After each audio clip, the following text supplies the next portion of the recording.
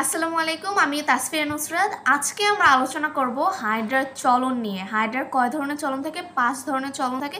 তার মধ্যে আমরা লুপিং চলন নিয়ে আলোচনা করব। এই চলন জোকের মতো, যার ফলে একে জোকা চলনও বলা হয়, একে হামাগুড়ি চলনও বলা হয়, একে ফাঁসা চলনও বলা হয়। কেন ফাঁসা চলন বলা হয়? কারণ লুপিং চলনকে একটি ফাঁস বা লুপ তৈরি হয়। আমরা যদি হাইড্রার এই লুপিং চলনটা যদি আমরা বইয়ে দেখি, দেখব যে আমরা তার যে যখন সে কর্ষিকা দিয়ে গতিপথ আঁকড়ে ধরে তখন তার মধ্যে একটা ফাঁস তৈরি হয় বা লুপ তৈরি হয়। এই পদ্ধতিতে হাইড্রা দীর্ঘ পথ অতিক্রম করে। যেমন হাইড্রার মনে হলো যে আমি একটু ঘুরতে চাই, সেক্ষেত্রে সে এই চলনটা ব্যবহার করে, অর্থাৎ দীর্ঘ পথ অতিক্রমের জন্য হাইড্রা লুপিং চলন ব্যবহার করে থাকে। এবার আমরা জানি যে হাইড্রা অ্যাকচুয়ালি কিভাবে চলে। যেমন মনে করলাম যে হাইড্রার দেহ এটা, হাইড্রা ডান দিকে যাবে, যেদিকে যাবে অর্থাৎ ডান দিকে যাবে, তো তার এই দেহকাণ্ডের ডান পাশের যে পেশি আবরণী কোষ, সেই স্থানটা সংকুচিত হবে এবং এর বিপরীত অংশটা প্রসারিত হবে। এরপর কর্ষিকা দিয়ে গতিপথ আঁকড়ে ধরবে।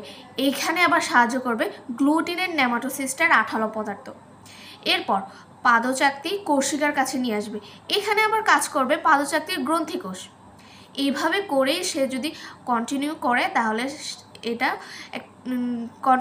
তাহলে সে এভাবে সামনের দিকে এগিয়ে যায়। একেই বলা হয় লুপিং চলন। হাইড্রার এবার এখানে একটা ইম্পর্টেন্ট কথা বলি। হাইড্রার দৈর্ঘ্য যতটুকু থাকে, মনে করলাম হাইড্রার দৈর্ঘ্য ধরলাম 5 সেন্টিমিটার, তো ওর যে এই লুপিং চলনে সে দূরত্বটা অতিক্রম করবে তার অর্ধেক। হাইড্রার দৈর্ঘ্য যতটুকু থাকবে, এই চলনের মাধ্যমে সে দূরত্ব অতিক্রম করবে তার দৈর্ঘ্যের অর্ধেক। তাহলে 2.5 সেন্টিমিটার, সে তার দৈর্ঘ্য যদি 5 ধরি, তাহলে সে দৈর্ঘ্যটা অতিক্রম করবে 2.5 সেন্টিমিটার। আরেকটা ইম্পর্টেন্ট কথা আছে, যেটা হচ্ছে লুপিং চলনে কয়টা লুপ তৈরি হয়। লুপিং চলনে একটা লুপই তৈরি হয়। তো এতটুকুই ছিল লুপিং চলন। পরের ক্লাসে আমরা বাকি চলন নিয়ে আলোচনা করব। আজকের মতো এখানেই। আসসালামু আলাইকুম।